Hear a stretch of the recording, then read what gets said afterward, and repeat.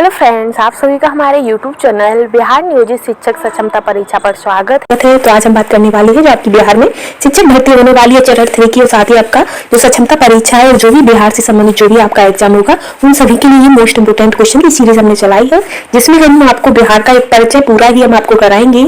जो कि ये बुक जो है आपकी, उसमें आपका जैसे बिहार का इतिहास एवं संस्कृति उससे संबंधित भी हम आपको पूरी जानकारी देंगे जो आपके प्रीवियस ईयर एग्जाम में पूछे गए बीपीएससी में।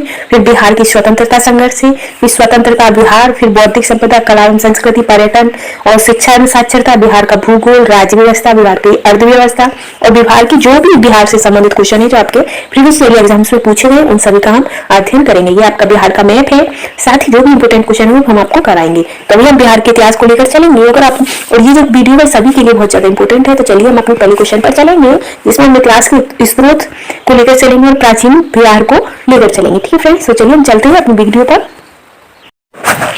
बिहार के इतिहास में हमारे इतिहास के स्रोत से संबंधित हमारा पहला क्वेश्चन रहेगा कि प्राचीन भारत के इतिहास की जानकारी के मुख्य स्रोत हैं। तो क्या क्या मुख्य स्रोत हैं? भग्नावशेष, यात्रा वृत्तांत, अभिलेख, सिक्के या धार्मिक ग्रंथ।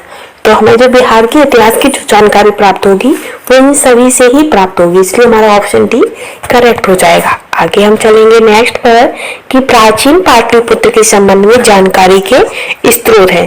तो प्राचीन पाटलिपुत्र के संबंध में जानकारी के स्रोत क्या है? तो भग्नावशेष भी, धार्मिक ग्रंथ भी, यात्रा वृत्तांत भी, इसलिए इसका आंसर हो जाएगा उपरोक्त सभी। आगे है कि बिहार में मौर्यकालीन अभिलेख प्राप्त हुए हैं। तो बिहार में मौर्यकालीन अभिलेख कहाँ से प्राप्त हुए हैं? तो वो आपके प्राप्त हुए हैं लोहरिया अरेराज से, और साथ ही आपके लोहरिया नंदगढ़ से, साथ में सहसाराम से और रामपुरवा से। तो इसका आंसर हो जाएगा ऑप्शन सी आपका करेक्ट है। आगे हम देखेंगे नेक्स्ट पर कि अशोक का लघु शिलालेख एक प्राप्त हुआ है। तो अशोक का पहला लघु शिलालेख कहाँ से प्राप्त हुआ है? तो सहसाराम से। ठीक है, आगे चलेंगे हम नेक्स्ट क्वेश्चन पर कि बिहार से प्राप्त मौर्यकालीन अभिलेखों की भाषा है। तो बिहार से प्राप्त मौर्यकालीन अभिलेखों की भाषा क्या है? तो प्राकृत है। ठीक है, नेक्स्ट है कि बिहार से प्राप्त मौर्यकालीन अभिलेखों की लिपि है। तो कैसी लिपि है? तो इनकी ब्राह्मी है और भाषा प्राकृत है। ठीक है, आगे हम चलते हैं नेक्स्ट क्वेश्चन पर। नेक्स्ट है हमारा कि बिहार में मौर्यकालीन अभिलेख किस स्थान से प्राप्त नहीं हुए हैं? तो किस स्थान से? आपका लोहरिया अरेज से भी प्राप्त हुए, सहसाराम से भी प्राप्त हुए, लोहरिया नंदगढ़ से भी प्राप्त हुए, लेकिन पाटलिपुत्र से कोई भी अभिलेख प्राप्त नहीं हुआ है। आगे है हमारा कि मौर्यकालीन स्थापत्य कला के साक्ष्य प्राप्त हुए हैं। तो मौर्यकालीन स्थापत्य कला के आपके पाटलिपुत्र से भी, राजगृह से और बराबर से, इन तीनों से ही आपके प्राप्त हुए, इसलिए इसका ऑप्शन हो जाएगा डी। आगे चलते हैं कि बिहार पर गढ़वालों के आधिपत्य का प्रमाण मिलता है। तो बिहार पर गढ़वालों के आधिपत्य का प्रमाण किससे मिलता है? तो मनेर ताम्रपत्र से मिलता है। किससे? मनेर ताम्रपत्र। नेक्स्ट है कि बिहार के किस तुर्क राजवंश के अभिलेख प्राप्त हुए हैं? तो बिहार के किस तुर्क राजवंश के अभिलेख प्राप्त हुए हैं? तो वो तुगलक वंश के प्राप्त हुए हैं। ठीक है, आगे है कि बिहार के किस क्षेत्र के संबंध में बसाती निम उंस एक मूल्यवान स्रोत है? कौन सा? बसाती निम उंस। तो ये आपका तिरहुत का महत्वपूर्ण मूल्यवान स्रोत है। आगे है कि बिहार आने वाले महत्वपूर्ण चीनी यात्री कौन थे? तो बिहार आने वाले आपके महत्वपूर्ण चीनी यात्री फायान भी थे, इत्सिंग भी थे और युआन चुआंग भी थे। तो इसका आंसर हो जाएगा उपयुक्त सभी। आगे है कि मुगल काल में बिहार आने वाला प्रथम विदेशी यात्री था। तो मुगल काल में बिहार आने वाला प्रथम विदेशी यात्री कौन था? तो मुल्ला तकिया। कौन थे? मुल्ला तकिया। ठीक है, आगे हम चलते हैं। नेक्स्ट है कि निम्नलिखित यूरोपीय यात्रियों में कौन बिहार नहीं आया था? तो कौन बिहार नहीं आया था? तो वो आपका फ्रांसाय वर्नी नहीं आए थे। कौन? फ्रांसाय वर्नी। ठीक है, नेक्स्ट है कि बहारिस्ताने गेवी किसकी रचना है? तो बहारिस्ताने गेवी जो रचना है वो आपकी मिर्जा नाथन की रचना है। ठीक है, ठीक हुआ। नेक्स्ट है हमारा 16वां कि नीरतुल अहवाल किसकी रचना है? तो मीरतुल अहवाल किसकी रचना है? तो ये आपकी मुल्ला बहनवानी की रचना है, मुल्ला बहानी की रचना है। नेक्स्ट है कि मध्यकालीन मिथिला के इतिहास के स्रोत में महत्वपूर्ण है। तो मध्यकालीन मिथिला के इतिहास के स्रोत में महत्वपूर्ण क्या है? तो ये सभी है। कैसे? कीर्तिलता, वर्ण रत्नाकर और कीर्ति पताका, ये तीनों ही इंपोर्टेंट है आपके मध्यकालीन मिथिला के इतिहास के लिए। आगे है कि बिहार में धातु प्रस्तर युगीन अवशेष मिले हैं। तो बिहार में प्रस्तर युगीन अवशेष कहाँ से मिले हैं? तो वो आपके छपरा से भी मिले हैं, मनेर से भी मिले हैं और चेचर और जौनपुर से भी मिले हैं। चेचर का आपका वर्तमान में वैशाली है और चिरान जो है वो वर्तमान में छपरा है। ठीक है, आगे है आपका नेक्स्ट कि बिहार में मौर्यकालीन अभिलेख मिले हैं। तो बिहार में मौर्यकालीन अभिलेख कहाँ से मिले हैं?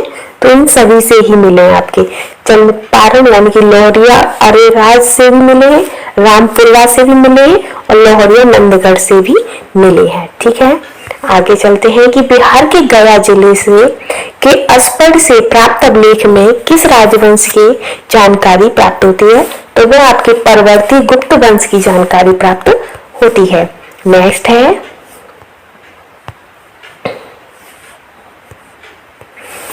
कि बिहार प्रांत के आरा से प्राप्त देववरनाक तथा शाहपुर एवं मंदर वाका से प्राप्त लेखों में जानकारी मिलती है। तो किस चीज की जानकारी मिलती है? तो यहाँ से परवर्ती गुप्त वंश के बारे में जानकारी मिलती है।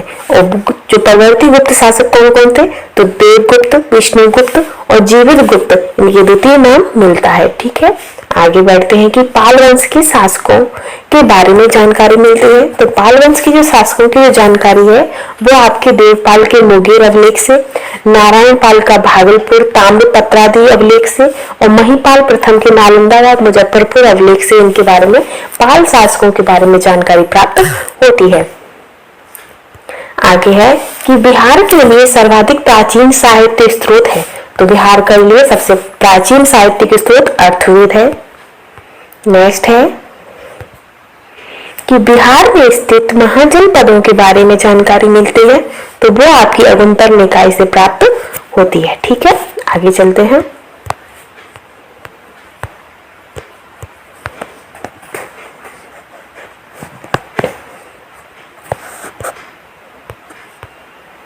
नेक्स्ट है नालंदा की सराय टीला में उत्खनन से प्राप्त हुआ है। तो उत्खनन से क्या प्राप्त हुआ नालंदा के सराय टीला से? तो पाल काल का बौद्ध विहार। ठीक है, नेक्स्ट है बौद्ध साहित्य विनय पिटक एवं दीर्घ निकाय से जानकारी मिलती है। तो किस चीज की? आपके मगध के राजतंत्र एवं वैशाली के गणतंत्रों के बारे में और मौर्योत्तर बिहार के बारे में जानकारी प्राप्त होती है। इसीलिए इसका आंसर आपका ऑप्शन सी करेक्ट हो जाएगा। आगे है कि बिहार में बड़े पैमाने पर उत्खनन कार्य करवाने वाला तथा कई प्राचीन स्थलों की खोज करने वाले पुरातत्ववेत्ता है। तो वो कौन है? तो वो आपके कनिंघम है। ठीक है, आगे बढ़ते हैं। नालंदा में स्थित वाड़ा गांव का पता किसने लगाया था? तो नालंदा में स्थित वाड़ा गांव का पता आपका कनिंघम ने लगाया था और वहां पर 2 अभिलेख भी मिले थे जिन पर नालंदा का नाम उत्कीर्ण है। बिहार शरीफ में कुमारगुप्त प्रथम और स्कंदगुप्त का प्रथम स्तंभ भी प्राप्त हुआ है। कनिंघम ने बौद्ध गया में मंदिरों को भी खोजा था। नेक्स्ट है कि पुरातत्ववेत्ता कनिंघम ने बिहार में खोज की थी। तो पुरातत्ववेत्ता कनिंघम ने बिहार में किसकी खोज की थी? तो केशरिया स्तूप की खोज की थी, लाहौरिया आर्यराज का अशोक स्तंभ की खोज की, साथ ही आपकी बशाड़ के अवशेषों के आधार पर वैशाली के प्राचीन स्थलों की भी खोज की। तो इसका आंसर क्या हो जाएगा? इसका हो जाएगा उपयुक्त सभी का। आगे है विदेह के राजा जनक ने मिस्र या सुवर्णिया शतनाम उपहार दिए थे। तो किसको दिए थे? ये आपके बृहदार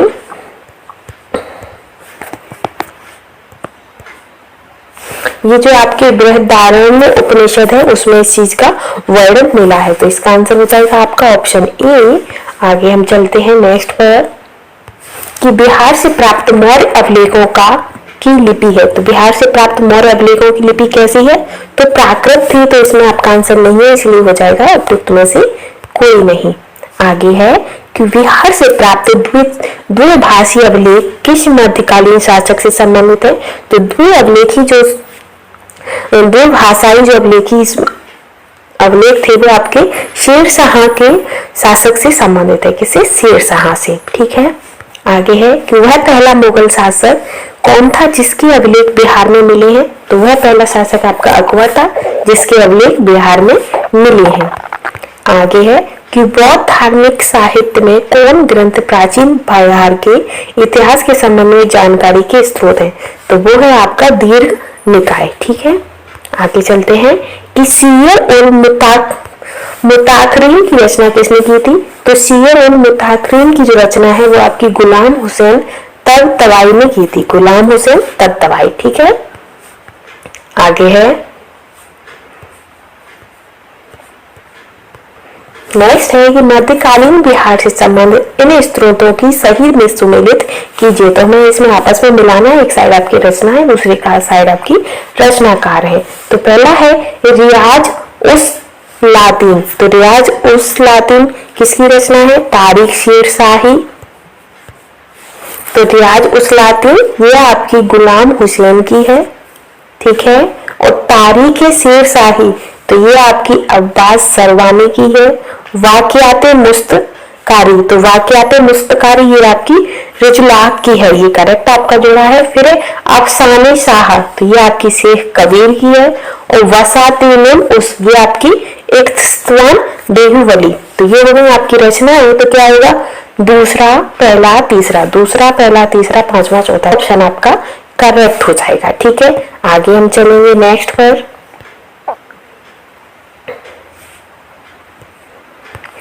नेक्स्ट है कि मुल्ला बहबहानी यात्री थे।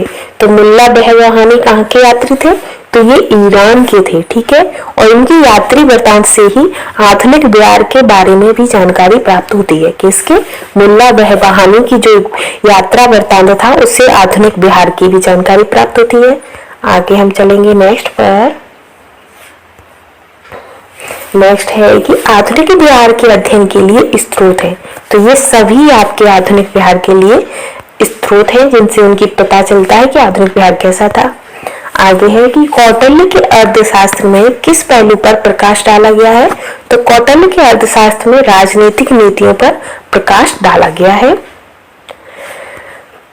नेक्स्ट है कि अपशर से गया से प्राप्त एक मंदिर का भग्नावशेष प्राप्त हुआ है जिसके दीवारों पर कथा दृश्य अंकित है। तो कहां से? तो रामायण के कथा दृश्य अंकित है। नेक्स्ट हमारे वीडियो में नेक्स्ट टॉपिक रहेगा पूर्व ऐतिहासिक बिहार। ठीक है, यानी कि प्राचीन बिहार के बारे में हम पूरी जानकारी लेंगे। तो अगर आपको हमारा कंटेंट पसंद आया हो तो प्लीज चैनल को लाइक शेयर और सब्सक्राइब कर लीजिए एंड सपोर्ट कीजिएगा। Thanks for watching. बात करते हैं प्राचीन बिहार को लेकर, जिसमें हम पूर्व ऐतिहासिक बिहार का पूरा परिचय देखेंगे। किस टॉपिक से कितने क्वेश्चन आपसे एग्जामिनर पूछ सकता है हम टॉपिक वाइज लेकर चलेंगे, जिसमें हमारा इसमें पूर्व ऐतिहासिक बिहार से संबंधित जो भी इम्पोर्टेंट क्वेश्चन है जो आपके एग्जाम पॉइंट से इम्पोर्टेंट है वो हम सॉल्व कराएंगे। तो इसमें हमारा पहला है कि बिहार में पूर्व ऐतिहासिक काल का आरंभ होता है। तो कब से आरंभ होता है? तो 40,000 ईसा पूर्व से। ठीक है, आगे हम बढ़ते हैं। नेक्स्ट क्वेश्चन है हमारा इसी में कि बिहार में पूर्व ऐतिहासिक काल के अवशेषों में प्राप्त हुए हैं। तो क्या क्या अवशेष प्राप्त हुए? आपके चाकू और खुरपी, कुल्हाड़ियों के फलक, वृद्धवांड, ये सभी ही प्राप्त हुए हैं। आगे है कि बिहार में आदि मानव के निवास के आरंभिक साक्ष्य कहाँ से प्राप्त हुए? तो ये आपके मुंगेर और नालंदा से आदि मानव के निवास के आरंभिक साक्ष्य प्राप्त हुए हैं। नेक्स्ट है कि बिहार में आदि मानव की उपस्थिति के आरंभिक साक्ष्य किस युग के हैं? तो वो आपके पूर्व प्रस्तर युग के हैं। ठीक है, आगे मिलते हैं। नेक्स्ट है कि बिहार में मध्यवर्ती प्रस्तर युग के साक्ष्य मिले हैं। तो मध्यवर्ती प्रस्तर युग के साक्ष्य कहाँ से मिले हैं? तो वो आपके मुंगेर से प्राप्त हुए हैं। नेक्स्ट है कि बिहार में चिरांद एवं चेचर से किस युग के अवशेष प्राप्त हुए हैं? तो यहाँ से आपके नग प्रस्तर के युग के साक्ष्य प्राप्त हुए, चिरांद और चेचर यानी कि शारद और वैशाली से। आगे है कि बिहार में ताम प्रस्तर युग के परवर्ती चरण के अवशेष कहाँ से प्राप्त हुए? तो वो आपके उपयुक्त सभी यानी कि चिरांद, चेचर, सोनपुर और मनेर इन सभी से प्राप्त हुए हैं। अब आगे नेक्स्ट टॉपिक हमारा रहेगा ऐतिहासिक काल का आरंभ। तो इससे संबंधित जो भी इंपॉर्टेंट क्वेश्चन है जो हमारे एग्जाम्स के लिए इंपॉर्टेंट है वो भी हम देख लेते हैं। तो पहला है कि बिहार सहित पूर्वी भारत में आर्यों का आगमन हुआ था। तो बिहार सहित पूर्वी आर्यों का जो आगमन हुआ था कब हुआ था? तो उत्तर वैदिक काल में 800 ईस्वी से पूर्व। नेक्स्ट है कि बिहार सहित पूर्वी भारत में आर्यों के विस्तार में सहायक था। तो क्या सहायक था? तो लोहे का उपयोग। ठीक है। नेक्स्ट है श्रुति तथा विकम्बती के अनुसार महाभारत युद्ध के समय बिहार में मुख्य राज्य कौन कौन से थे? तो मगध, विंध्य, अंग और लक्षवी, ये चारों ही थे। तो इसका आंसर हो जाएगा ऑप्शन सी करेक्ट।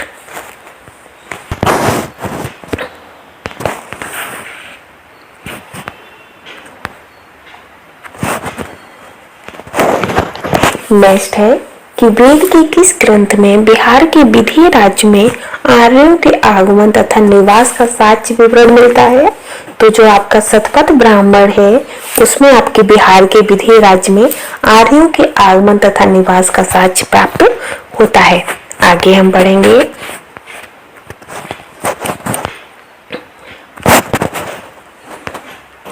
नेक्स्ट है कि बिहार का कौन सा प्राचीन राज्य आरंभ में बहुत दिनों तक आर्यावर्त के बाहर था तथा अनार्य जाति के लोगों का आवास स्थल रहा था? तो कौन सा? तो मगध। ठीक है। नेक्स्ट है बिहार में उपनिषद काल में ब्राह्मण धर्म तथा ज्ञान का महान केंद्र था। तो कौन सा ज्ञान का महान केंद्र था? तो विंध्य था। ठीक है। जो कि वहां विंध्य के जो राजा जनक प्रसिद्ध दार्शनिक थे, यह राज्य व्याकरण, साहित्य तथा दर्शन शास्त्र का महत्वपूर्ण केंद्र था। कौन सा? विंध्य। ठीक है। आगे हम चलते हैं नेक्स्ट क्वेश्चन पर।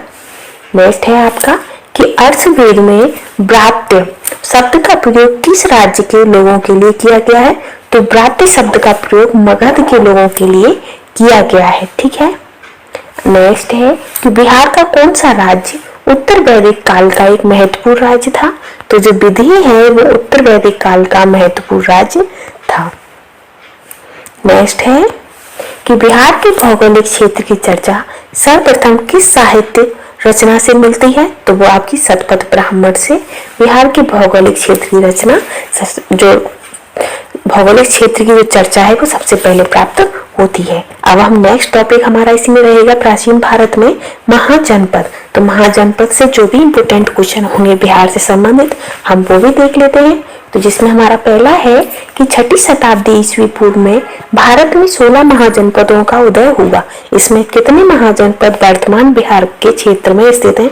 तो वर्तमान में अभी कितने क्षेत्र स्थित हैं? तो आपके 3 है। ठीक है। और इसकी जानकारी हमें कहाँ से मिलती है?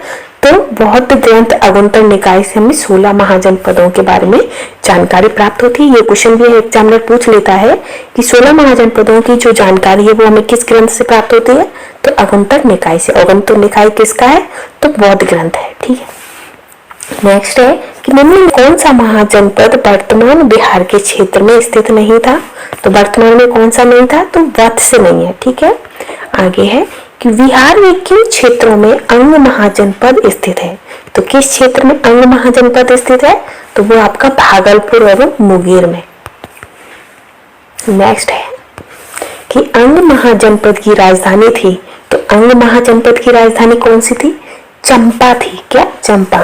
बुद्ध के समय तक चंपा की गणना राज्य के 6 महानगरियों में की जाती थी। नेक्स्ट है कि बिहार के पटना तथा गया जिला किस महाजनपद में सम्मिलित थे? तो ये आपके मगध जिले में थे, पटना और गया। ठीक है।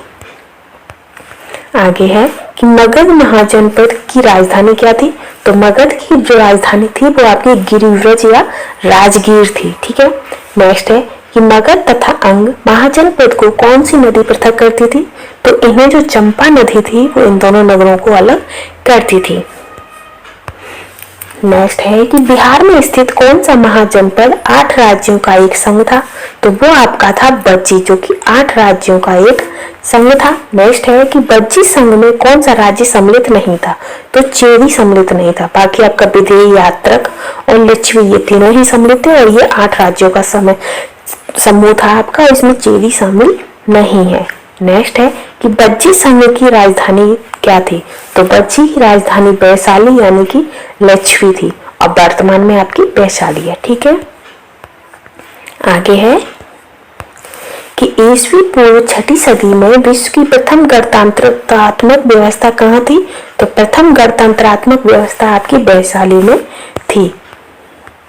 ये आप क्वेश्चन देख सकते हैं, आपका बीपीएससी 47 में पूछा गया है। नेक्स्ट है मगध की प्रथम राजधानी कौन सी थी? तो मगध की प्रथम राजधानी आपकी गिरिव्रज राजगृह थी। नेक्स्ट है प्राचीन भारत की 16 महाजनपदों में एक था, तो एक कौन सा था? आपका अंग था। ठीक है, नेक्स्ट है कि महाजनपद युग में पावापुरी किसकी राजधानी थी? तो वो आपकी मल्लगढ़ राज्य की राजधानी पावापुरी थी। ठीक है, अब ये हमारे महाजनपदों से संबंधित क्वेश्चन हो गए हैं बिहार के। अब हम देख लेते हैं जैन धर्म से संबंधित भी, कि जैन धर्म से कौन कौन से बिहार से क्वेश्चन पूछे जा सकते हैं। तो है कि जैन धर्म के वास्तविक संस्थापक और 24वें अंतिम तीर्थंकर महावीर जी का जन्म कहाँ हुआ था? तो इनका जन्म कुंडल ग्राम में हुआ था और जो महावीर स्वामी थे इनके बचपन का नाम वर्धमान था। ठीक है, नेक्स्ट है कि महावीर की जन्म स्थान कुंडल ग्राम बिहार के किस जिले में है? तो जो महावीर जी को जन्म हुआ था कुंडल ग्राम में, वो बिहार के वैशाली में स्थित है। ठीक है, और इनका जन्म नॉर्मल औसतन पर आमतौर पर 440 ईसा पूर्व में इनका जन्म तिथि माना जाता है। नेक्स्ट है कि महावीर स्वामी के पिता सिद्धार्थ का संबंध था। तो महावीर स्वामी के जो पिता थे सिद्धार्थ, उनका जो संबंध था वो बज्जी संघ से था। किसे? बज्जी संघ से था। ठीक है, आगे हम बढ़ते हैं।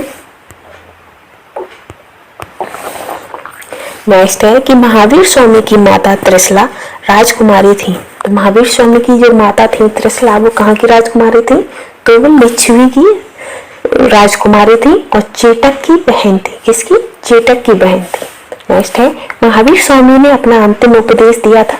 तो महावीर स्वामी ने अपना अंतिम उपदेश पावापुरी में दिया था, जो कि नालंदा में स्थित है। नेक्स्ट है कि महावीर की मृत्यु यानी कि निर्वाण कहाँ प्राप्त हुआ था? तो महावीर स्वामी को जो मृत्यु हुई थी वो पावापुरी में हुई थी। ठीक है, नेक्स्ट है कि प्रथम जैन संगति का आयोजन हुआ था। तो वो प्रथम जैन संगति का आयोजन आपका पाटलिपुत्र में हुआ था। आगे है कि प्रथम जैन संगति का आयोजन किसके शासन काल में हुआ था? तो प्रथम जैन संगति का आयोजन आपका चंद्रगुप्त में के मौर्य के शासन काल में हुआ था। नेक्स्ट है कि प्रथम जैन संगति की अध्यक्षता किसने की थी? तो इसकी अध्यक्षता आपकी स्थूलभद्र ने की थी। आगे है कि प्रथम जैन संगति का आयोजन पाटलिपुत्र में हुआ था, जिसमें कार्य हुए। तो उसमें कार्य क्या क्या हुए थे? जैन धर्म के महत्वपूर्ण 12 अंगों का प्रणयन किया गया एवं जैन धर्म 2 भागों में बट गया था, श्वेतांबर और दिगंबर में। ठीक है, आगे है जैन धर्म के 12वें तीर्थंकर वसु पूज्य की जन्मस्थली थी। तो वसु पूज्य की जन्मस्थली कहाँ थी? तो चंपा में थी। तो ये आपके 11 क्वेश्चन मोस्ट इंपोर्टेंट है जो हमने जैन धर्म से संबंधित थे, कंप्लीट हो गए हैं। अब हम बौद्ध धर्म से देख लेंगे कि बिहार से और बौद्ध धर्म से कौन कौन से मिक्सअप क्वेश्चन बनते हैं। तो जिसमें हमारा पहला क्वेश्चन रहेगा कि बौद्ध धर्म के संस्थापक गौतम बुद्ध ने गृह त्याग के उपरांत सर्वप्रथम गए थे। तो वो कहाँ गए थे? तो वो गए थे आपके वैशाली के समीप अलार कलार के आश्रम में। कहाँ पर गए थे? वैशाली के समीप अलार कलार आश्रम में। ठीक है, नेक्स्ट है कि गौतम बुद्ध को कहाँ कैंडियन और 5 ब्राह्मण मिले थे? तो वो आपके उरुवेला बौद्ध गया में उन्हें 5 ब्राह्मण और कैंडियन मिले थे। ठीक है, नेक्स्ट है कि गौतम बुद्ध को ज्ञान प्राप्त हुआ था। तो गौतम बुद्ध को ज्ञान प्राप्त बौद्ध गया से हुआ था। नेक्स्ट है कि गौतम बुद्ध को किस नदी के किनारे ज्ञान प्राप्त हुआ था? तो उन्हें निरंजना नदी के किनारे और पीपल के पेड़ के नीचे उन्हें ज्ञान की प्राप्ति हुई थी और उसी पीपल के पेड़ को बोधि वृक्ष भी कहा जाता है। नेक्स्ट है कि राजगृह में आयोजित प्रथम बौद्ध संगति में कौन से कार्य हुए थे? तो कौन से कार्य हुए थे? तो बुद्ध की शिक्षाओं का संकलन सूत्र और विनय पिटक में हुआ था। ये महत्वपूर्ण कार्य हुआ था आपका। आगे है कि द्वितीय बौद्ध संगति का आयोजन वैशाली में हुआ, जिसमें किए गए कार्य किया था। तो उसमें कौन सा कार्य किया गया था? तो उसमें बौद्ध धर्म दो भागों स्थाविर और महासंघी के रूप में विभाजित हो गया था द्वितीय बौद्ध संगति में। ठीक है, आगे हम चलते हैं। नेक्स्ट है कि तृतीय बौद्ध संगति का आयोजन पाटलिपुत्र में हुआ। इसमें किए गए कार्य किया था। तो इसमें क्या कार्य हुआ था? तो इसमें कुछ कठोर नियम बनाए गए तथा अभिधम्म पिटक का संकलन हुआ था। तृतीय बौद्ध संगति में आपका मेन पॉइंट याद रखना, अभिधम्म पिटक का संकलन हुआ था तृतीय बौद्ध संगति में। ठीक है, आगे है कि निम्नलिखित में से किस नगर से महात्मा बुद्ध का घनिष्ठ संबंध था? तो वैशाली से महात्मा बुद्ध का घनिष्ठ संबंध था। नेक्स्ट है, महात्मा बुद्ध ने पाटलिपुत्र के विनाश के कारणों की भविष्यवाणी की थी, उनमें सम्मिलित थी। तो उनमें सम्मिलित क्या था? तो उसमें आंतरिक कलह भी सम्मिलित था। नेक्स्ट है, बौद्ध गया में महाबोधि मंदिर बनाया गया, जहां पर महाबोधि मंदिर कहां पर बनाया गया है? जहां पर महात्मा बुद्ध को ज्ञान प्राप्त हुआ था। ठीक है, नेक्स्ट है कि प्रसिद्ध बौद्ध शरीपुत्र का जन्म हुआ था। तो उनका जन्म नालंदा में हुआ था। तो ये तो आपके बौद्ध धर्म से संबंधित इंपोर्टेंट क्वेश्चन हो गए। अब हम जो बिहार के मगध साम्राज्य का उत्खनन बिहार में कैसे हुआ था उससे संबंधित क्वेश्चन देख लेते हैं। इसमें हमारा पहला रहेगा कि प्राचीन भारत में साम्राज्यवाद की शुरुआत और विकास का श्रेय दिया जाता है। तो इसका श्रेय किसको देते हैं? तो इसका श्रेय हम मगध को देते हैं। ठीक है, नेक्स्ट है कि मगध राज्य की आरंभिक राजधानी थी। तो मगध राज्य की आरंभिक राजधानी आपकी गिरिव्रज राजगिरी या राजगिरह थी। ठीक है, और इसे गिरिव्रज क्यों कहते हैं? क्योंकि यह पहाड़ियों से गिरी हुई थी। और ये क्वेश्चन आपका शिक्षक नियुक्ति में पूछा गया है। आगे है नेक्स्ट कि महाभारत तथा पुराणों के अनुसार मगध का सर्वप्रथम राजवंश था। तो मगध का सबसे पहला राजवंश कौन सा था? तो बृहद वंश। कौन सा? बृहद राजवंश, जो कि जरासंध के पिता बृहद्रथ से आरंभ हुआ था, इसीलिए इसे बृहद राजवंश कहा गया है। नेक्स्ट है, मगध जनपद का संस्थापक कौन था? तो इसके संस्थापक आपके जरासंध और बृहद्रथ थे। आगे है कि मगध साम्राज्य का वास्तविक संस्थापक किसे माना जाता है? तो वास्तविक संस्थापक आपका बिंबिसार को माना जाता है और इनका शासनकाल 544 ईसा पूर्व से 493 ईसा पूर्व तक रहा था। नेक्स्ट है कि बिंबिसार एवं अजातशत्रु किस वंश के थे? तो बिंबिसार और जो अजातशत्रु थे वो आपके हर्यक वंश के थे। ठीक है, आगे और बिंबिसार जो थे वो आपके महात्मा बुद्ध के मित्र भी थे।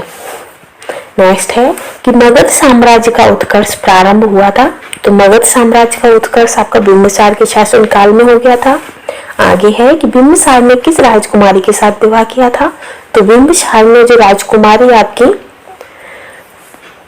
कौशल की देवी कौशल की और खेमा पंजाब की तथा चेलना वज्ज की। अब इनमें क्योंकि उन्होंने एक उनकी राज पत्नी नहीं थी, उनकी कौशल देवी भी उनकी पत्नी थी, चेलना भी थी और खेमा भी थी। ठीक है, तो जो कौशल देवी थी खेमा जो थी वो आपकी पंजाब की थी और जो कौशल देवी थी वो कौशल की थी और जो चेलना थी वो बज्जी संघ की राजकुमारी थी। ठीक है, आगे हम बढ़ते हैं, नेक्स्ट पर चलेंगे। नेक्स्ट है कि बिंबिसार ने ब्रह्मदत्त को पराजित कर कौन सा राज्य जीता था? तो बिंबिसार ने ब्रह्मदत्त को पराजित कर अंग राज्य जीता था। नेक्स्ट है हर्यक वंश का दूसरा शासक कौन था? तो हर्यक वंश का दूसरा शासक अजातशत्रु थे और उन्होंने अपने पिता बिंबिसार की हत्या कर सत्ता प्राप्त की थी और उन्होंने अपने पिता की हत्या की थी और इसी वजह से इनके पुत्र ने भी इनकी हत्या कर सिंहासन प्राप्त किया था। आगे है कि राजगिरी में दुर्ग तथा स्तूप की स्थापना मगध के किस शासक ने की थी? तो ये आपके अजातशत्रु ने की थी। नेक्स्ट है कि बज्जी संघ के लक्षणियों को पराजित करने वाला मगध का शासक कौन था? तो वो आपके अजातशत्रु थे जिन्होंने बज्जी संघ के लक्षणियों को पराजित किया था। नेक्स्ट है कि अजातशत्रु के साथ प्रेम संबंध के लिए चर्चित नर्तकी आम्रपाली कहाँ की थी? तो आम्रपाली आपकी वैशाली की थी और ये एक नृत्यांगना थी। नेक्स्ट है कि अजातशत्रु ने किस राज्य के साथ युद्ध में प्रथम बार रथ मूसल तथा महाशिलाकंटक नामक हाथियों का प्रयोग किया था? तो लक्ष्मी के साथ युद्ध में। ठीक है, आगे हम चलते हैं। नेक्स्ट है कि प्रथम मगध साम्राज्य का उत्कर्ष किस शताब्दी में हुआ था? तो इसका 6वीं शताब्दी में इसका उत्कर्ष हुआ था। नेक्स्ट है पाटलिपुत्र नगर की स्थापना किस शासक ने की थी? तो पाटलिपुत्र नगर की स्थापना आपकी उदयन ने की थी। ठीक है, आगे है कि किस राजा ने पाटलिपुत्र को सर्वप्रथम मगध की राजधानी बनाया था? तो उदयन ने बनाया था। नेक्स्ट है हर्यक वंश का अंतिम शासक कौन था? तो हर्यक वंश का अंतिम शासक आपका नागदशक था। ठीक है, नेक्स्ट है कि हर्यक वंश के उपरांत मगध पर किस वंश की सत्ता रही थी? तो हर्यक वंश के बाद आपके शिशुनाग वंश की सत्ता रही थी। नेक्स्ट है कि सर्वप्रथम मगध के किस शासक ने गिरिव्रज के अतिरिक्त वैशाली को भी अपनी राजधानी बनाया था? तो वो थे आपकी शिशुनाग वंश। ठीक है, तो ये हमारे मौर्य वंश से संबंध भी हो गया, मगध से संबंधित। अब आगे हम बढ़ेंगे नेक्स्ट टॉपिक पर। नेक्स्ट रहेगा हमारा मौर्य साम्राज्य। तो मौर्य साम्राज्य से भी जो इम्पोर्टेंट क्वेश्चन होंगे बिहार के वो हम देख लेते हैं कि मौर्य साम्राज्य का संस्थापक कौन था? तो धनानंद थे। मौर्य साम्राज्य की राजधानी कहाँ थी? तो पाटलिपुत्र थी। चंद्रगुप्त मौर्य ने मगध की सत्ता किसकी सहायता से प्राप्त की थी? तो चाणक्य यानी कि विष्णुगुप्त या फिर कौटिल्य। और इनकी एक रचना भी है आपकी अर्थशास्त्र। ठीक है, आगे बढ़ते हैं नेक्स्ट पर कि मौर्य साम्राज्य की स्थापना कब हुई थी? तो मौर्य साम्राज्य की स्थापना 320 ईसा पूर्व में हुई थी। नेक्स्ट है यूनानी दूत मेगास्थनीज किसके दरबार में पाटलिपुत्र आए थे? तो ये आपके चंद्रगुप्त मौर्य के दरबार में आपके पाटलिपुत्र आए थे। नेक्स्ट है कि मेगास्थनीज का पाटलिपुत्र आगमन हुआ था, तो कब हुआ था? 315 ईसा पूर्व में हुआ था इनका आगमन। नेक्स्ट है कि चंद्रगुप्त मौर्य के दरबार में मेगास्थनीज को भेजने वाला शासक कौन था? तो ये आपके सेल्यूकस निकेटर थे, जिन्होंने मेगास्थनीज को चंद्रगुप्त मौर्य के दरबार में भेजा था। नेक्स्ट है कि किस शासक के शासन काल के समय मगध पर 12 वर्षों का भीषण अकाल पड़ा था? तो वो आपके थे चंद्रगुप्त मौर्य। नेक्स्ट है कि चंद्रगुप्त मौर्य का प्रधानमंत्री कौन थे? तो चंद्रगुप्त मौर्य के प्रधानमंत्री चाणक्य थे। नेक्स्ट है कि किससे मुक्ति दिलाने के कारण चंद्रगुप्त मौर्य को भारत का मुक्तिदाता कहा जाता है? तो शकों से, सॉरी गाइस, यूनानियों से मुक्ति दिलाने के लिए चंद्रगुप्त मौर्य को भारत का मुक्तिदाता भी कहते हैं। नेक्स्ट है कि वह स्त्रोत जिसमें पाटलिपुत्र के प्रशासन का वर्णन उपलब्ध है, तो वह आपका है इंडिका, जो कि किसने लिखी थी? तो मेगास्थनीज की ये पुस्तक है। और ये आप देख सकते हैं कि ये सारे ही क्वेश्चन जो है काफी इंपोर्टेंट है, प्रीवियस ईयरली एग्जाम्स में पूछे गए हैं। नेक्स्ट है कि नंद वंश के पश्चात मगध पर किस राजवंश ने शासन किया था? तो नंद वंश के बाद मौर्य वंश ने शासन किया था।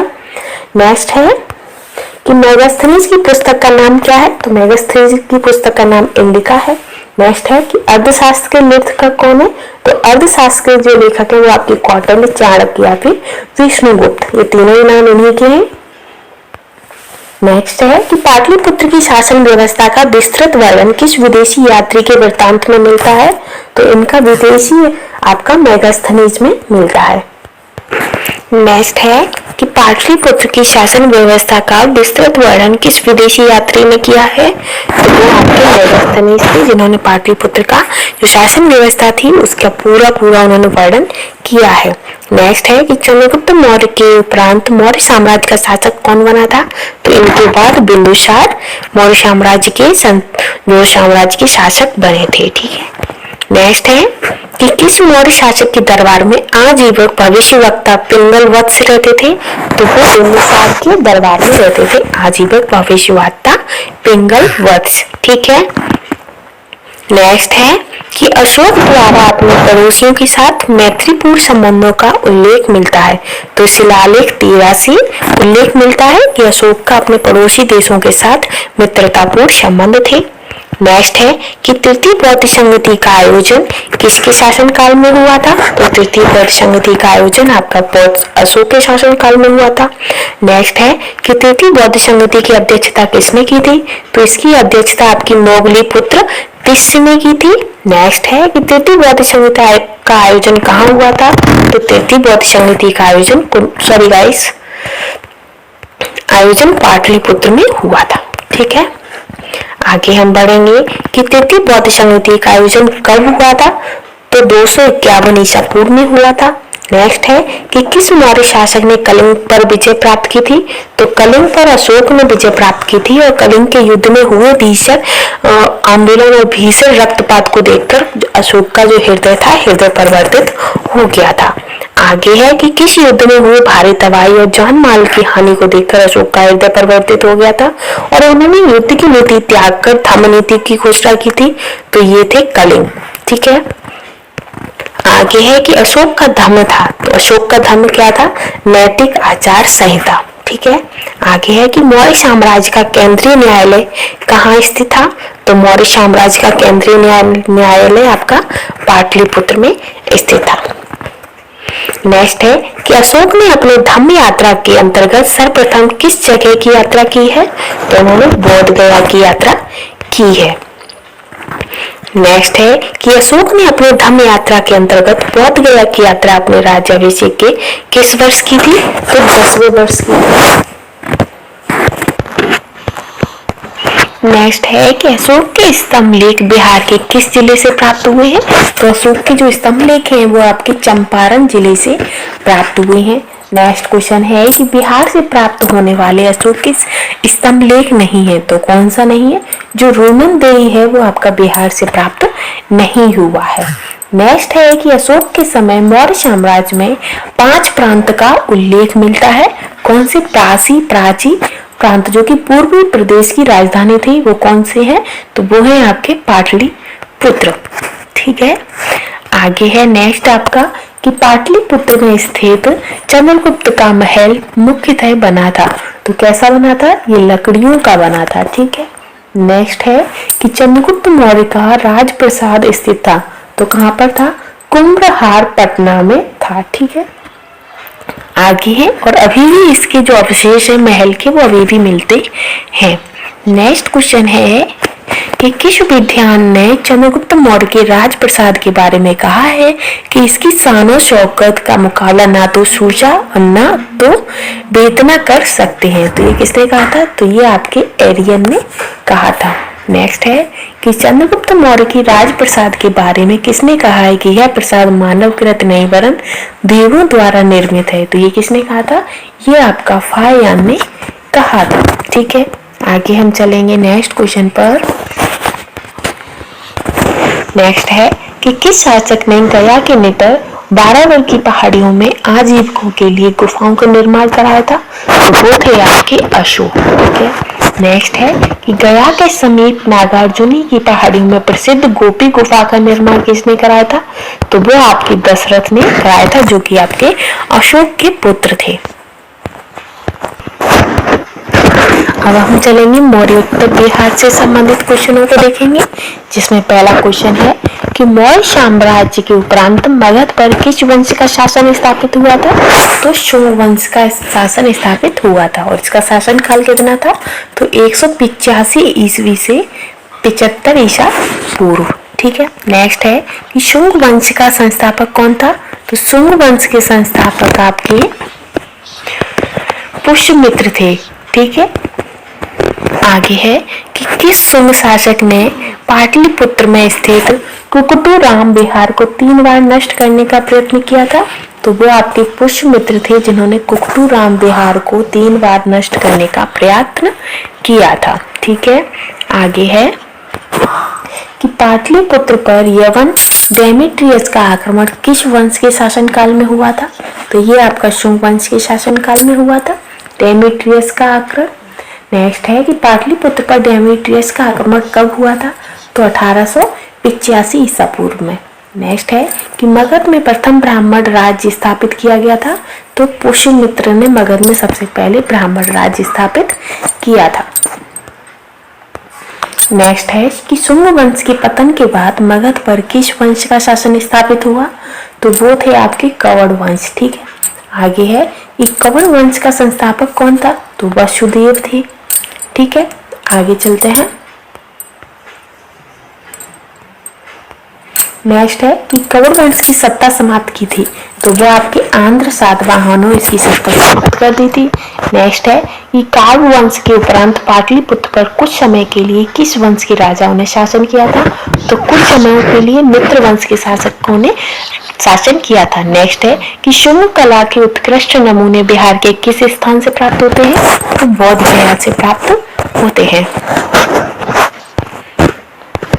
आगे है कि कनिष्क ने पाटलिपुत्र के किस बौद्ध विद्वान को अपने दरबार में परिश्रय दिया था? तो अशोक घोष को दिया था। ठीक है। आगे है कि मगध पर शासन करने वाले राजवंश का सही क्रम बताइए। तो हर्यक वंश के बाद से सुनाग वंश, फिर नंद वंश, फिर मौर्य वंश, फिर सुंग, फिर कवर। तो थर्ड ऑप्शन ही आपका करेक्ट है। नेक्स्ट है कि शुंग वंश की राजधानी थी, तो इनकी भी राजधानी आपकी पाटलिपुत्र थी। आगे है कि कवर वंश की राजधानी थी, तो इनकी राजधानी भी पाटलिपुत्र थी। आगे है कि कलिंग शासक खारवेल ने मगध पर आक्रमण किया था, तो कब किया था? तो पहली शताब्दी ईसा पूर्व के अंत में। नेक्स्ट है कि कलिंग नरेश खारवेल ने कहां से कीमती उपहार प्राप्त किए थे? तो अंग व मगध से उन्होंने कीमती उपहार प्राप्त किए थे। नेक्स्ट है कि कुषाण साम्राज्य के पतन के उपरांत संभवतः मगध पर शासन रहा था किसका? तो लिच्छवियों का रहा था। ठीक है।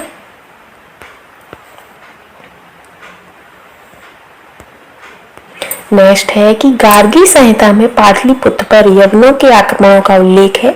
यह आक्रमण किसके शासनकाल में हुआ था? तो ये जो आक्रमण थे ये आपकी पुष्यमित्र शुंग के शासनकाल में हुआ था। फिर है कि सुप्रसिद्ध बौद्ध विद्वान अशोक घोष को परिश्रय देने वाला शासक कौन था? तो वो आपके कनिष्क थे। ठीक है। तो मौर्योत्तर से संबंधित भी हो गया। अब आपका गुप्तकालीन बिहार से संबंधित क्वेश्चन है, जिसमें पहला क्वेश्चन है आपका कि चंद्रगुप्त प्रथम का राज्याभिषेक हुआ था कहाँ पर? तो पाटलिपुत्र में हुआ था। नेक्स्ट है कि चंद्रगुप्त के पाटलिपुत्र में राज्याभिषेक और गुप्त वंश की स्थापना का वर्ष क्या था? तो इनकी स्थापना का वर्ष था 320 ईस्वी। ठीक है। आगे है कि किस शासक ने वैशाली की लिच्छवी राजकुमारी कुमार देवी से विवाह किया था? तो वो थे आपके चंद्रगुप्त प्रथम। नेक्स्ट है कि चंद्रगुप्त प्रथम ने 320 में महाराजाधिराज की उपाधि धारण की थी, तो कहां पर? पाटलिपुत्र में की थी। नेक्स्ट है कि किस शासक ने स्वयं को लिच्छवी दोहित्र कहा था? तो वो आप समुद्रगुप्त ने उसको लिच्छवी दोहित्री कहा था। आगे है कि बिहार में गुप्त शक्ति के संगठन का श्रेय दिया जाता है, तो किसको दिया जाता है? तो ये आपका चंद्रगुप्त द्वितीय को दिया जाता है। नेक्स्ट है कि गुप्त साम्राज्य की राजधानी थी, तो गुप्त साम्राज्य की राजधानी पाटलिपुत्र थी। नेक्स्ट क्वेश्चन है कि किस शासक से श्रीलंका के राजा मेघवर्मन ने गया में एक बौद्ध मठ स्थापित करने की अनुमति मांगी थी? तो समुद्रगुप्त ने। नेक्स्ट क्वेश्चन है कि बिहार में गुप्त शक्ति के संगठन का श्रेय दिया जाता है, तो किसको? तो चंद्रगुप्त द्वितीय को। आगे हम बढ़ेंगे कि गुप्त साम्राज्य की राजधानी है, तो गुप्त साम्राज्य की राजधानी कहाँ है? तो पाटलिपुत्र में है। नेक्स्ट है कि किस शासक ने श्रीलंका के राजा मेघवर्मन ने गया में एक बौद्ध मठ स्थापित करने की अनुमति मांगी थी? तो वो आपके समुद्रगुप्त ने गया में बौद्ध मठ स्थापित करने की अनुमति मांगी थी। नेक्स्ट है नालंदा विश्वविद्यालय के संस्थापना का युग है, तो नालंदा विश्वविद्यालय की जो स्थापना हुई थी उसका युग आपका गुप्त काल है। ठीक है। आगे है कि नालंदा विश्वविद्यालय का संस्थापक कौन है? तो वो आपके कुमार गुप्त हैं। आगे है कि बौद्ध गया के महाबोधि मंदिर की स्थापना हुई थी, तो कहां पर हुई थी? तो गुप्त काल में हुई थी। आगे है चीनी यात्री फाहयान कितने समय तक पाटलिपुत्र में रहा था? तो जो फाहयान थे वो आपके 3 साल पाटलिपुत्र में रहे थे और उन्होंने बौद्ध पांडुलिपियों को प्राप्त किया था। नेक्स्ट है कि आर्यभट्ट का संबंध किस नगर से है? तो आर्यभट्ट का संबंध पाटलिपुत्र से है। नेक्स्ट है कि गुप्त काल की एक सुंदर कार्तिकेय की मूर्ति किस जिले से प्राप्त हुई है? तो वो आपकी शाहाबाद से गुप्त काल की एक सुंदर कार्तिकेय की मूर्ति प्राप्त हुई है। कार्तिकेय किसके पुत्र है? तो भगवान शिव के उनके पुत्र हैं, सबसे बड़े वाले। नेक्स्ट है कि बिहार के 7.5 फीट ऊंची बुद्ध देव की एक पीपल की मूर्ति प्राप्त हुई है, तो बुद्ध देव की पीपल की मूर्ति प्राप्त हुई है कहाँ से? तो सुल्तानगंज से। ठीक है। कितनी बड़ी है? तो 7.5 फीट। ठीक। नेक्स्ट है कि राजगिरी के मणिनाग मंदिर में पत्थर पर खुदे हुए गणेश, विष्णु तथा नाग नागिनों के चित्र हैं। यह किस काल के हैं?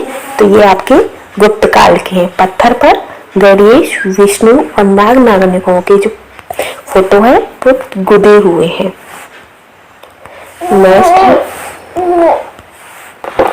नेक्स्ट है राजगृह में स्थित जरासंध की बैठक का निर्माण किस काल में माना जाता है? तो इसका आंसर भी आपका हो जाएगा गुप्त काल।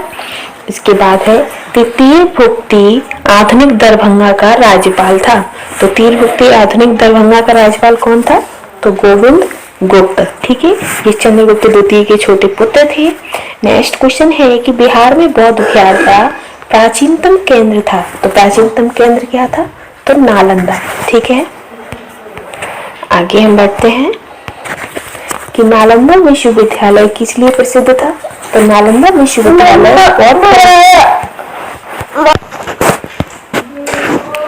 नेक्स्ट है नालंदा में अवस्थित भारतीय विश्वविद्यालय में फाहियान किसके शासन के दौरान आया था? तो वो चंद्रगुप्त विक्रमादित्य के शासन के दौरान आए थे। नेक्स्ट क्वेश्चन है कि किसने यह वर्णन किया है कि मगध भारत के सभी देशों में मगध देश में सर्वाधिक नगर थे।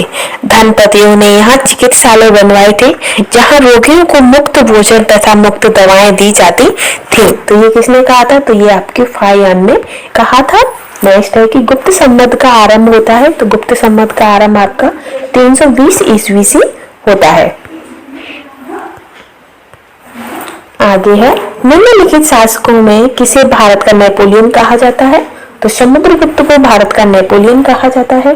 नेक्स्ट है कि सौराष्ट्र और मालवा क्षेत्र की विजय किस गुप्त सम्राट ने की है?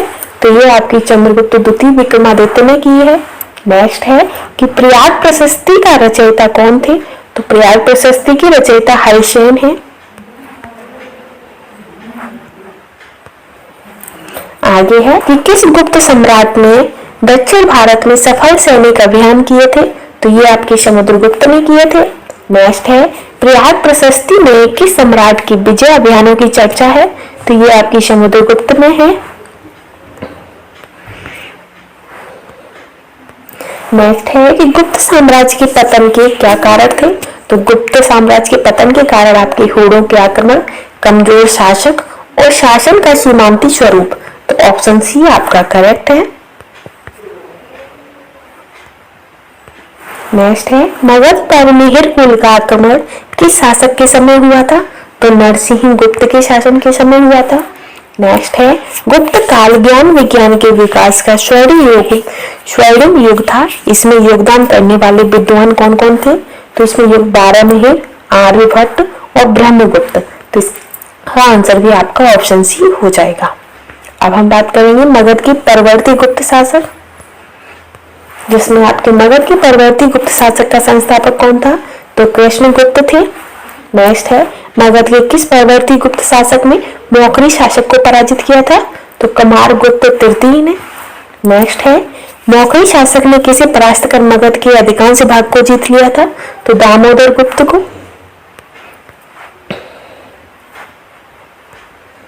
नेक्स्ट है हर्षवर्धन ने किसी मगध के क्षेत्र में अपना प्रतिनिधि बनाया था? तो माधव गुप्त को बनाया था। नेक्स्ट है कि हर्षवर्धन के मरण उपरांत बिहार के कुछ क्षेत्रों में कुछ समय के लिए तिब्बत की संप्रभुता स्थापित हो गई थी, जिसका अंत किया था। तो उसका अंत आपके आदित्य सेन ने किया था। नेक्स्ट है मगध के किस परवर्ती गुप्त शासक ने अश्वमेध यज्ञ का आयोजन किया था? तो आदित्य सेन ने किया था। नेक्स्ट है मगध के परवर्ती गुप्त वंश का अंतिम शासक कौन थे? तो इसके अंतिम शासक आपके जीवित गुप्त द्वितीय थे। नेक्स्ट है मगध के किस परवर्ती गुप्त शासक को असंख्य शस्त्रों का विजेता कहा जाता है? तो कृष्णगुप्त को कहा जाता है। नेक्स्ट है मगध के परवर्ती गुप्त शासक और उसके उपाधियों को सुमेलित करें। तो हर्षगुप्त, कुमारगुप्त, जीवित गुप्त, आदित्य सेन। तो इसमें से हमारा आंसर हर्षगुप्त वीर योद्धा, कुमारगुप्त को राजाओं में शिरोमणि और जीवित गुप्त को आपके महाराजा धीराज कहते थे और आदित्य सेन को परम भट्टाकार महाराजा धीराज। तो इसका आंसर क्या हो जाएगा? इसका आंसर आपका हो जाएगा सी ऑप्शन आपका करेक्ट है। आगे हम बढ़ेंगे, नेक्स्ट पर चलेंगे। नेक्स्ट है कि मगध के किस परवर्ती गुप्त सम्राट के बारे में कहा गया है कि उसने समुद्र तट तथा हिमालय के शत्रुओं को जीता था? तो ये आपकी जीवित गुप्त को कहा गया है। नेक्स्ट है हर्षवर्धन की मृत्यु के बाद मगध के अंतर्गत एक विस्तृत साम्राज्य स्थापित करने वाला प्रथम शासक था, तो कौन था? आदित्य सेन। नेक्स्ट है मगध के किस परवर्ती गुप्त सम्राट के शासन काल में चीनी राजदूत वांग हुएन से भारत की यात्रा पर आए थे? तो वो आदित्य सेन के राज्यकाल में। अब हमारा टॉपिक रहेगा गुप्तोत्तर युग और बिहार। ठीक है, तो पहला है कि चीनी यात्री इत्सिंग बिहार का भ्रमण किया लगभग, तो उन्होंने बिहार का भ्रमण कब किया था? तो 673 ईस्वी में। ठीक है, नेक्स्ट है हर्षवर्धन के समय बिहार राज्य में कौन सा विश्वविद्यालय प्रसिद्ध था? तो नालंदा विश्वविद्यालय प्रसिद्ध था। नेक्स्ट है चीनी यात्री ह्वेनसांग ने किस विश्वविद्यालय में अध्ययन किया था? तो नालंदा विश्वविद्यालय में अध्ययन किया था। कितने वर्ष? तो 5 वर्षों तक उन्होंने अध्ययन किया था। नेक्स्ट है ह्वेनसांग ने पाटलिपुत्र की यात्रा किस वर्ष की थी? तो उन्होंने पाटलिपुत्र की यात्रा 665 में की थी। आगे है बौद्ध गया में महाबोधि वृक्ष को क्षति पहुंचाने वाला शासक कौन था? तो शशांक थे। अब हम बात करेंगे पालकालीन बिहार, जिसमें हमारा पहला क्वेश्चन है कि पाल वंश के संस्थापक कौन थे? तो गोपाल थे। उनका शासन काल 1785 से 1770 तक रहा था। नेक्स्ट है विक्रमशिला विश्वविद्यालय का संस्थापक था, तो कौन थे? तो धर्मपाल थे। इनका भी शासन काल 1770 से 810 तक था। आगे है विक्रमशिला विश्वविद्यालय की स्थापना किस वंश के शासक ने की थी? तो पाल वंश के शासक ने की थी। आगे है आधुनिक बिहार के किस जिले में विक्रमशिला विश्वविद्यालय स्थित है? तो आपके भागलपुर में स्थित है। नेक्स्ट है नालंदा महाविहार को आर्थिक अनुदान देने वाला शासक कौन था? तो हर्षवर्धन, धर्मपाल और देवपाल। ठीक है, नेक्स्ट है मुंगेर बिहार को अपनी राजधानी बनाने वाला पाल शासक कौन था? तो मुंगेर को राजधानी देवपाल ने बनाई थी। नेक्स्ट है पाल शासकों द्वारा बौद्ध धर्म में किस संप्रदाय को विशेष प्रोत्साहन दिया गया महायान के द्वारा?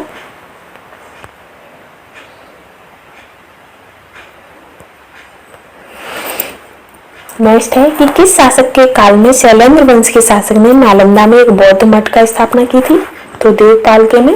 नेक्स्ट है नालंदा विश्वविद्यालय के खर्च के लिए किसने 200 गांवों को दान में दिया था? तो वो धर्मपाल थे। नेक्स्ट है किस शासक ने औरंतपुरी में बौद्ध विहार की स्थापना की थी? तो गोपाल ने। ठीक है, नेक्स्ट टॉपिक है मिथिला के कटार्क शासक। नेक्स्ट है कि मिथिला तथा तिरहुत के कंधार राज्य का उदय 1097 से 98 के किसके शासन काल में हुआ था? तो रामपाल के शासन काल में हुआ था। नेक्स्ट है मिथिला या तिरहुत के कटाट राज्य का संस्थापक कौन था? तो नयदेव थे, नन्देव। ठीक है, आगे है कि मिथिला के कंधार शासकों की राजधानी क्या थी? तो उनकी राजधानी सिमरावगढ़ थी। नेक्स्ट है कि कंधार वंश का अंतिम शासक कौन था? तो हरि सिंह थे। फिर इसका पूर्णतः अंत कब हुआ था? तो 1378 में। ठीक है,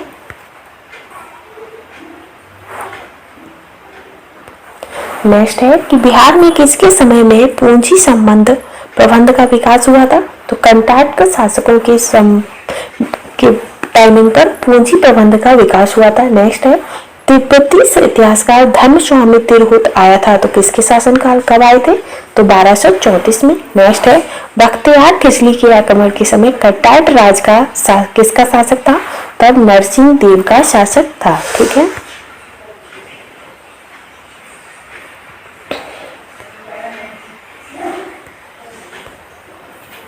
नेक्स्ट है तुर्क सेनापति तुगलन द्वारा मिथिला पर आक्रमण की चर्चा करने वाला विदेशी यात्री कौन था? तो वो आपकी लामा तारानाथ और धर्मस्वामिनी थी और मुल्ला तकिया। तो इनमें से आपके जो धर्मस्वामिनी और मुल्ला तकिया थी, इन्होंने तुर्क सेनापति तुगलन का मिथिला पर आक्रमण करने की चर्चा की है। तो ऑप्शन डी आपका करेक्ट है। आगे चलेंगे हम। नेक्स्ट क्वेश्चन है कि रेलतुगन के अभियान के समय करटाक राज्य का शासक कौन था? तो उस समय आपके राम सिंह उसके शासक थे। नेक्स्ट है कि करटाक शासकों में कौन एक महान समाज सुधारक थे? तो वो आपके हरि सिंह थे। ठीक है, आगे है आपका कि पंजी प्रबंधन मिथिला क्षेत्र में किसके शासनकाल में मुख्य रूप से विकसित हुआ था? तो वो हरि सिंह के शासनकाल में विकसित हुआ था। तो फ्रेंड्स, हमने प्राचीन कालीन बिहार का पूरा इतिहास देख लिया है। नेक्स्ट वीडियो में आपको मध्यकालीन बिहार का इतिहास मिल जाएगा। और अगर आपको हमारा कंटेंट पसंद आया हो तो प्लीज चैनल को like, share and subscribe and support कीजिएगा। Thanks for watching.